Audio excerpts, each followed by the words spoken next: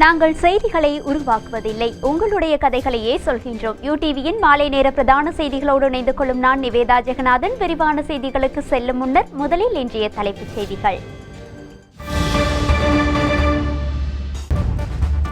அமெரிக்க ராஜாங்க செயலாளர் mic Pompeo நாளை இலங்கை வருகை. மக்களின் பாதுகாப்பை கருத்தில் கொண்டு நாடு முடக்கப்படலாம், பிரதமர் தெரிவிப்பு. கமகா மாவட்டத்தில் இன்று காலை 8 மணி முதல் இரவு 10 மணி வரை தனிமைப்படுத்தல் ஊரடங்கு தளர்வு. மக்கள் அத்தியாவசிய பொருட்களை பெற நீண்ட வரிசை. கோவிட் நோயாளியின் முதலாவது தொடர்புடையோரை வீட்டில் தனிமைப்படுத்த உத்தரவு. கோவிட் அபாய மாவட்டங்கள் 5 அடையாளம். நோய் பரவுவதை கட்டுப்படுத்த திட்டம் அவசியம். 2019 ஆண்டுக்கான உயர்தர பரீட்சைக்கான வெட்டுப்புள்ளிகள் வெளியீடு. மத்திய கிழக்கு நாடுகளில் பிரான்ஸ் பொருட்களை புறக்கணிக்க அழைப்பு.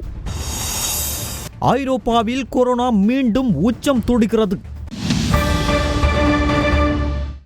அவை எமது தலைப்புச் செய்திகள். இனி விரிவான செய்திகளில் முதலில் உள்நாட்டு செய்திகள்.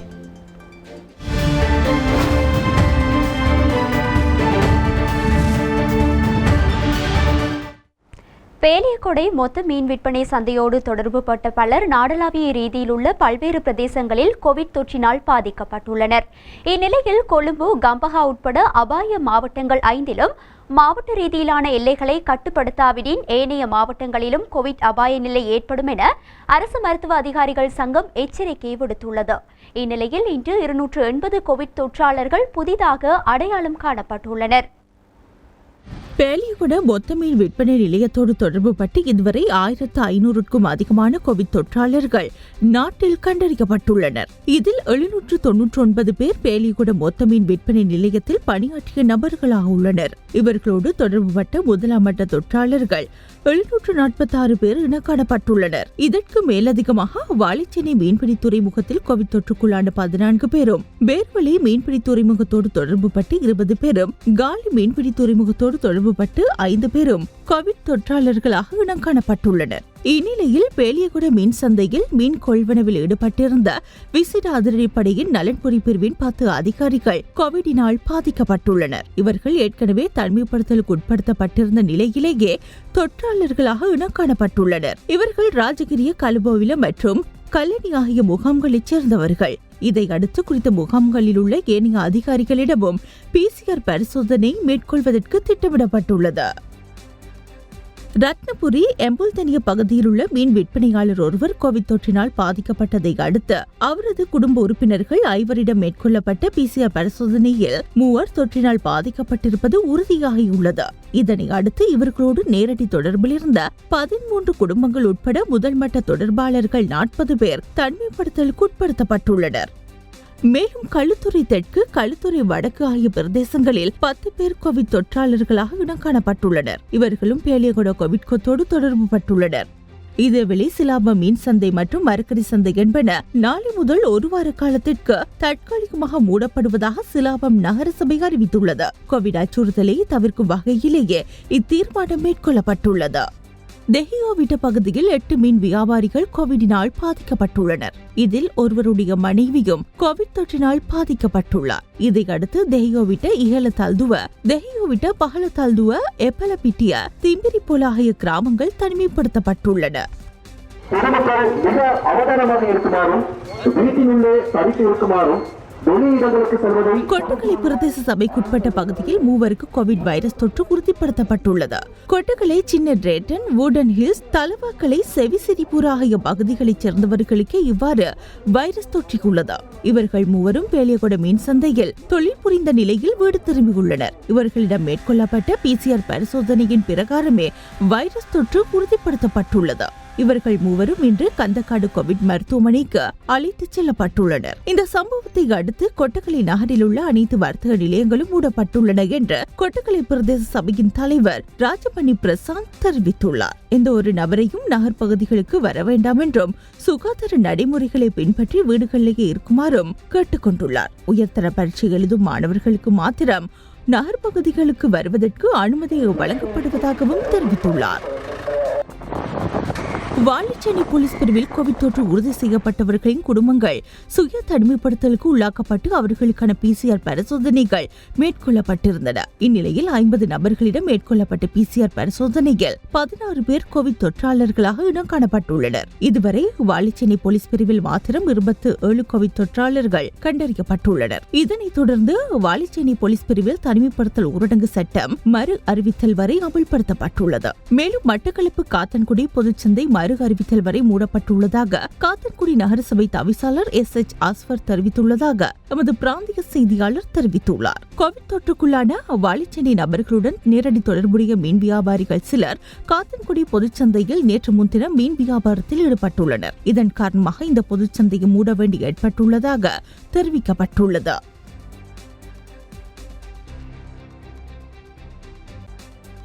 මේ රෝගී තත්ත්වයකින් පෙළෙන අයට සහ වියපත් අයට நோய் நிலைமைகளினால் ஏற்கனவே பாதிக்கப்பட்ட ஒருவர் கோவிட் தொற்றினால் பாதிக்கப்படும் இடத்து அது சிக்கல் நிலையாக உருவெடுக்கிறது. அதே சமயம் சிறு குழந்தைகள் அல்லது கர்ப்பிணி தாய்மாரை அல்லது புற்றுநோய்க்கு சிகிச்சை பெறுபவர்கள், நோய் எதிர்ப்பு சக்தி குறைந்து அதற்காக சிகிச்சை பெறுபவர்களை நாம் இந்த வைரஸ் தொற்றிலிருந்து கட்டாயம் பாதுகாத்துக் கொள்ள வேண்டும். අනිවාර්යයෙන්ම ආරක්ෂා කළ ගත යුතුයි.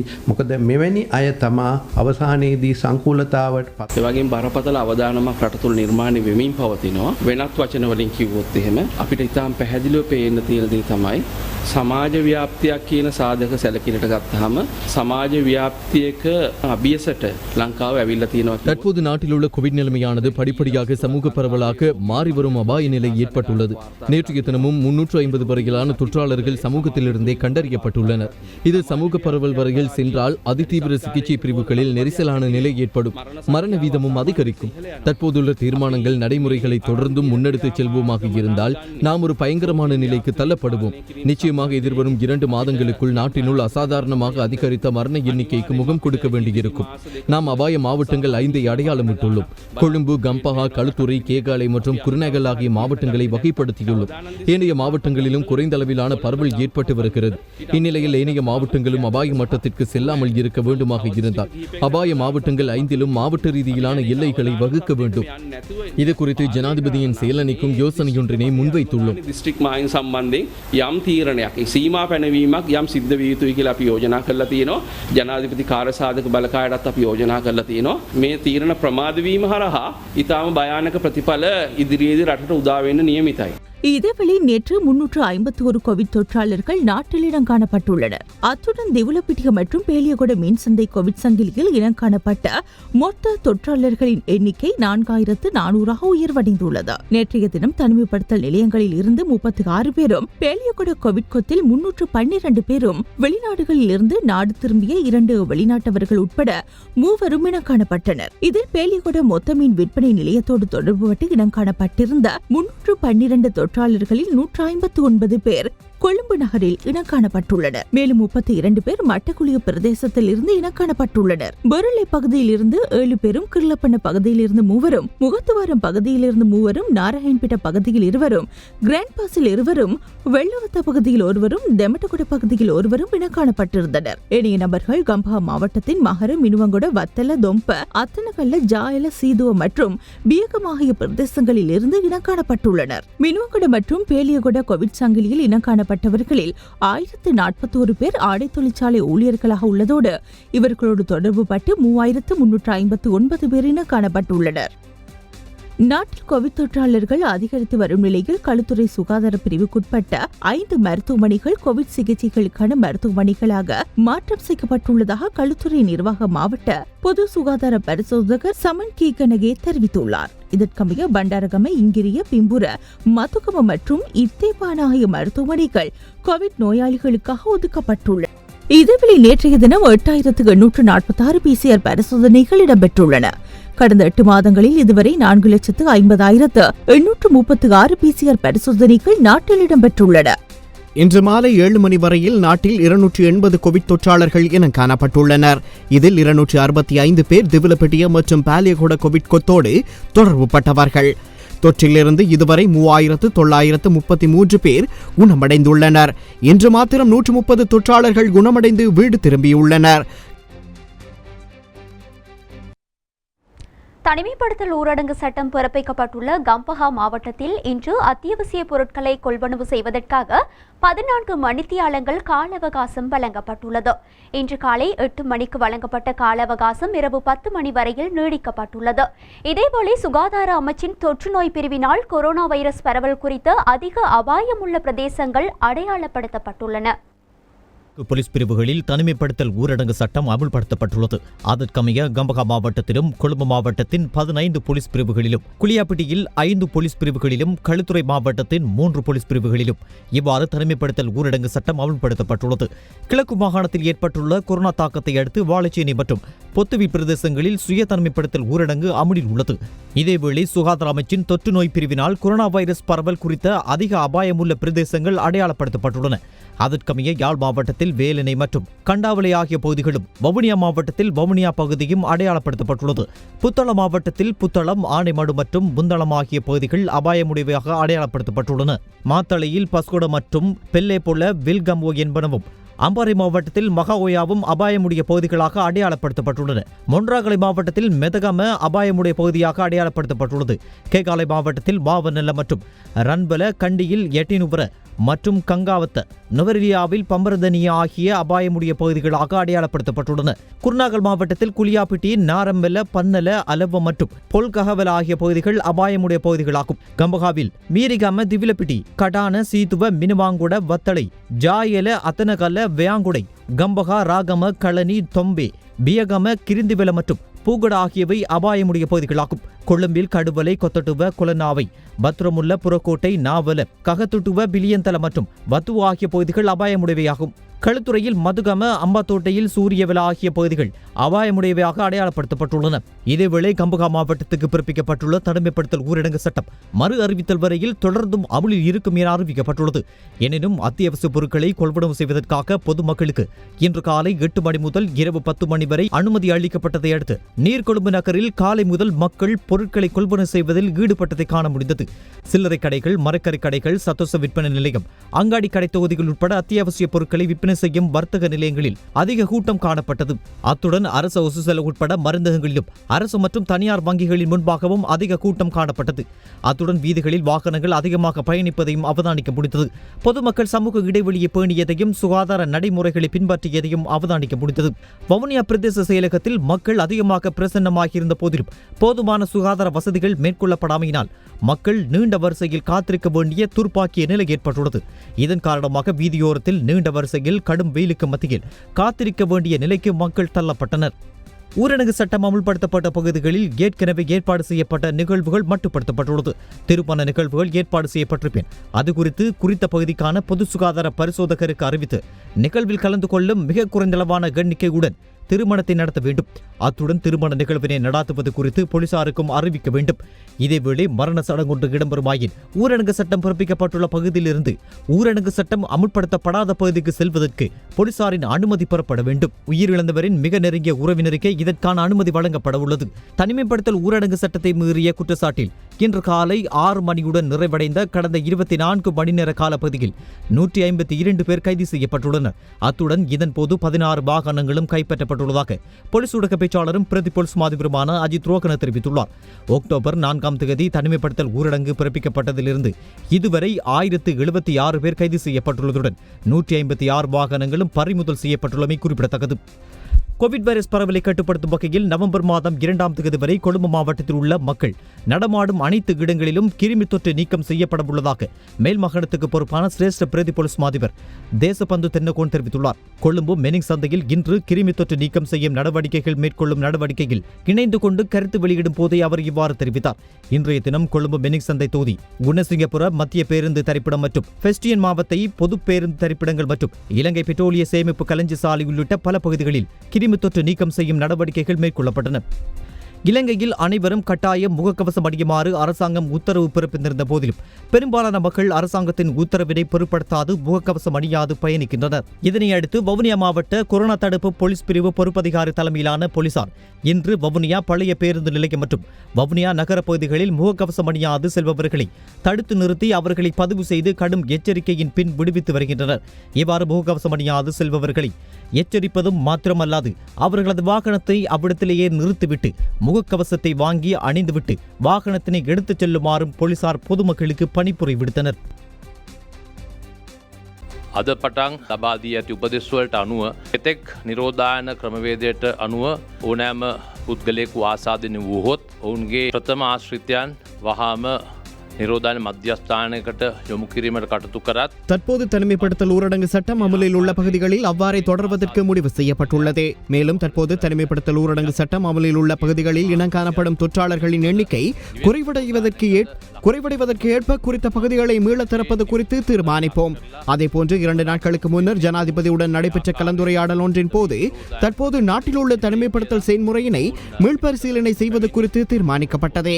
அதற்கமைய இனிவரும் காலங்களில் கோவிட் தொற்றாளர் ஒருவர் இனங்காணப்படும் இடத்து அவர் வைத்தியசாலைக்கு அழைத்து செல்லப்பட்டாலும் அவருடன் தொடர்புபட்ட முதலாவது மட்ட தொடர்பாளர்கள் அவர்களது வீட்டிலேயே சுய தனிமைப்படுத்தலுக்கு உட்படுவார்கள். இதுவரை நாம் முதலாவது மட்ட தொடர்புகளை தனிமைப்படுத்தல் மையங்களுக்கு அழைத்து சென்றோம். இனி அது நடைபெறாதே. இவர்கள் வீடுகளில் இருந்து அயலவர்களும் ஏனைய நபர்களும் தங்களால் பாதிக்காத வகையில் பேணுதலோடு நடந்து கொள்வார்கள் என எதிர்பார்க்கின்றேன். මෙහිදී විශේෂයෙන්ම ඔවුන් ඉවසටම වෙලා නිරෝධායන කටයුතු වල යෙදෙන ලෙසත් මින් ඉදිරියට මෙම ක්‍රමවේදය අනුව එසේ කටයුතු කරන ලෙසත් ඉතාමත්ම කාරුණිකව 2019 ஆண்டுக்கான கல்வி பொதுத்தராதர உயர்தர பரீட்சைக்கான வெட்டுப்புள்ளிகள் தற்போது இணையதளத்தில் வெளியிடப்பட்டுள்ளன. இம்முறை 41,500 பேர் பல்கலைக்கழகங்களுக்கு இணைத்துக் கொள்ளப்படவுள்ளதாக பல்கலைக்கழக மானியங்கள் ஆணைக்குழுவின் தலைவர் பேராசிரியர் சம்பத் அமரதுங்க குறிப்பிட்டுள்ளார். மருத்துவ பீடம், பொறியியல் பீடம் உள்ளிட்ட சில துறைகளுக்கு இம்முறை அதிக மாணவர்களை இணைத்துக் கொள்ள தீர்மானிக்கப்பட்டுள்ளதாக அவர் மேலும் குறிப்பிட்டுள்ளார். இந்நிலையில் 2019 ஆண்டுக்கான கல்வி பொது தராதர உயர்தர பரீட்சைக்கான வெட்டுப்புள்ளிகள் தற்போது இணையதளத்தில் வெளியிடப்பட்டுள்ளன. குறித்த வெட்டுப்புள்ளிகளை admission.ugc.ac.lk என்ற இணையதளத்தில் பார்வையிட முடியும்.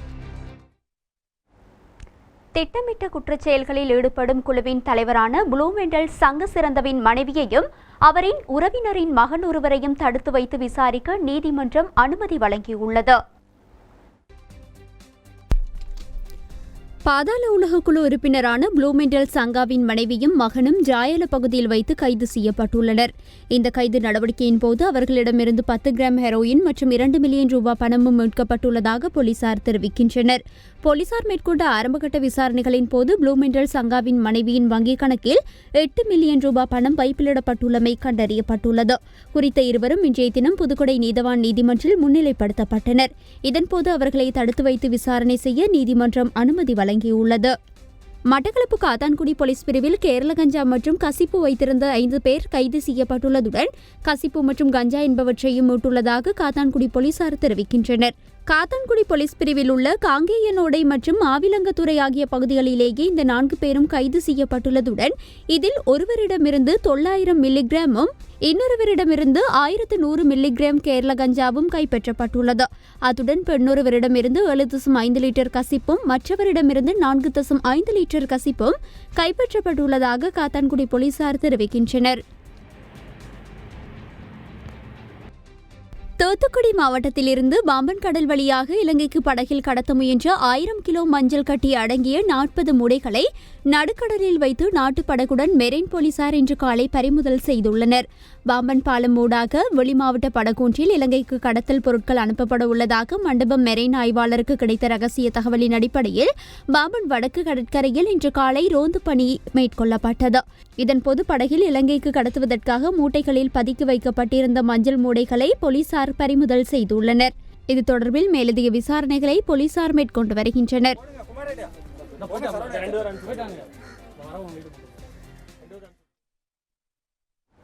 ஆசிய நாடுகளுக்கான ராஜதந்திர பயணத்தை ஆரம்பித்துள்ள அமெரிக்க ராஜாங்க செயலாளர் மைக் பொம்பியோ இன்று இந்தியாவிற்கு விஜயம் செய்துள்ளார். இந்திய விஜயத்தை நிறைவு செய்த பின்னர் அவர் இலங்கைக்கு வரவுள்ளார். இலங்கையில் கோவிட்-19 தொற்று மீண்டும் அதிகரித்து வருகின்ற நிலையில் வெளிநாட்டு ராஜதந்திரிகள் நம் நாட்டுக்கு வருகின்ற 2வது சந்தர்ப்பம் இதுவாகும். ஆசிய நாடுகளுக்கான ராஜதந்திர பயணம் ஒன்றை ஆரம்பித்துள்ள அமெரிக்க ராஜாங்க செயலாளர் மைக் பொம்பியோ இன்று இந்தியா சென்றுள்ளார். அமெரிக்க ராஜாங்க செயலாளரின் இந்திய விஜயத்துடன் அமெரிக்க பாதுகாப்பு செயலாளர் மார்க் எஸ்பரும் இணைந்துள்ளார்.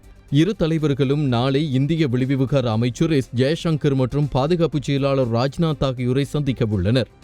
இருநாட்டு உறவுகள், உலக மற்றும் வளைய நாடுகள் எதிர்நோக்கியுள்ள பிரச்சினைகள், இந்திய பசிபிக் வளைய நாடுகளில் ஆதிக்கத்தை நிலைநாட்ட சீனா முன்னெடுக்கும் முயற்சி தொடர்பிலும் இந்த விஜயத்தில் கலந்துரையாடப்படவுள்ளதாக கூறப்படுகிறது. இந்த பேச்சுவார்த்தையின் பின்னர் அமெரிக்க அதிகாரிகள் இந்திய பிரதமர் நரேந்திர மோடியை சந்திக்க உள்ளனர். இந்திய விஜயத்தை நிறைவு செய்து அமெரிக்க அதிகாரிகள் நாளை இலங்கைக்கு வருகை தரவுள்ளனர். இந்த விஜயத்தில் நாட்டின் அரசியல் தலைவர்களையும் வெளிவிவகார அமைச்சரையும் சந்திக்க திட்டமிட்டுள்ளனர்.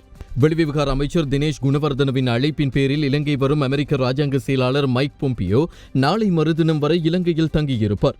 அமெரிக்க ஜனாதிபதி டொனால்டு டிரம்பின் ஆட்சிக் காலத்தில் இலங்கை வரும் அமெரிக்க உயர்நிலை அதிகாரி மைக் பொம்பியோ என்பதும் குறிப்பிடத்தக்கது.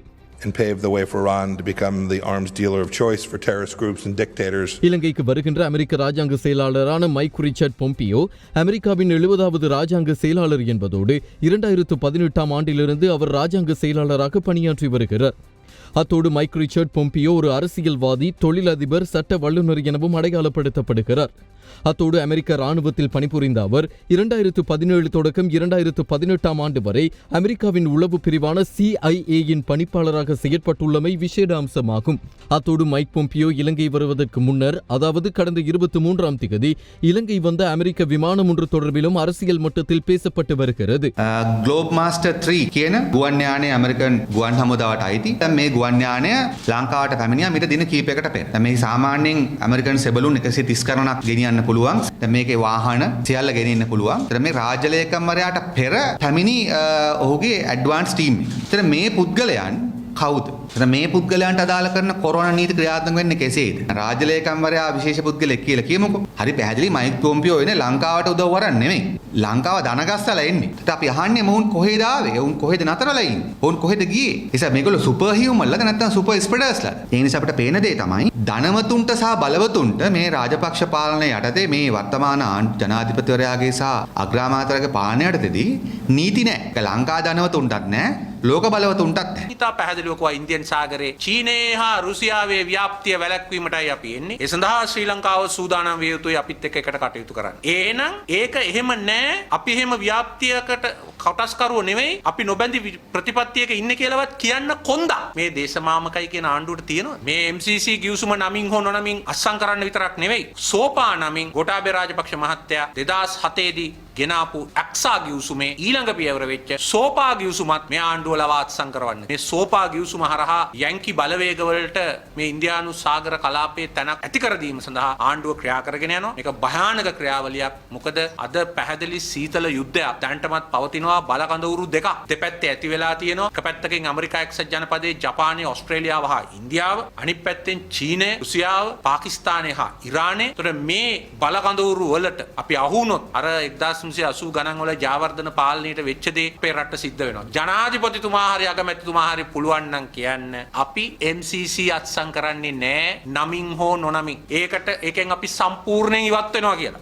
இதேவேளை 8ஆம் தேதி சீனாவின் சிரேஷ்ட தலைவர்களில் ஒருவர் உள்ளடங்கலான சீன உயர்மட்ட குழு ஒன்றும் இலங்கை வந்திருந்தது. PCR பரிசோதனை தவிர்த்த வேறு எந்தவொரு தனிமைப்படுத்தல் நடைமுறைகளும் இந்த விசேட தூதுக்குழுவிற்கு அமலாக்கப்படாத நிலையில் அந்த குழுவின் உறுப்பினர்கள் நேரடியாகவே நாட்டிற்குள் பிரவேசித்திருந்தனர்.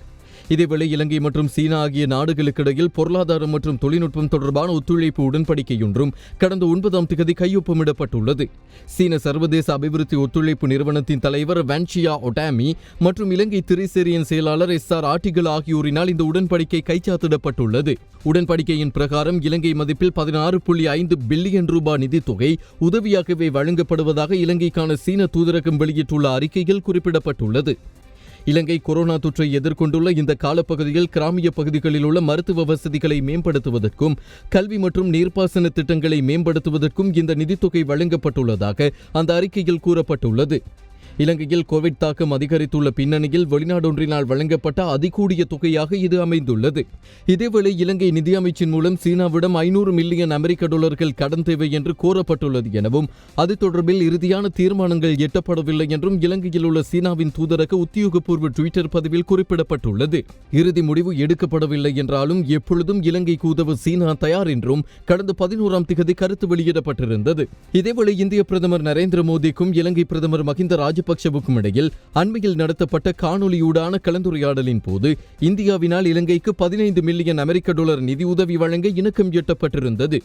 இரு நாடுகளுக்கும் இடையில் பௌத்த மதத்தை மேம்படுத்துவதற்காகவே இந்த நிதியுதவி வழங்க இணக்கம் எட்டப்பட்டதாக பிரதமர் மஹிந்த ராஜபக்ஷ தனது ட்விட்டர் தளத்தில் தகவல் வெளியிட்டிருந்தார். எவ்வாறாயினும் அமெரிக்க ராஜாங்க செயலாளர் உள்ளடங்கலான குழுவின் இலங்கை விஜயம் மற்றும் இந்தியா சீனாவின் ஏட்டிக்கு பூட்டியான இந்த நிதியுதவிகள் இலங்கையை வளர்ச்சி பாதைக்கு இட்டுச் செல்லும் என்பதுதான் இலங்கை அரசியல்வாதிகளின் பெரும் கனவாக இருக்கிறது. இந்நிலையில் இலங்கை மீது ஆதிக்கம் செலுத்தும் இந்த நாடுகளின் இலங்கை மீதான ஏக்கம் பற்றிய ஒரு கார்ட்டூன் சித்திரம் சமூக வலைதளங்களில் வேகமாக பரவி வருகிறது. இத்துடன் எமது மாலை நேர பிரதான செய்தி அறிக்கை நிறைவு பெறுகின்றது. தொடர்ந்தும் யூடிவியின் நிகழ்ச்சிகளோடு இணைந்திருங்கள்.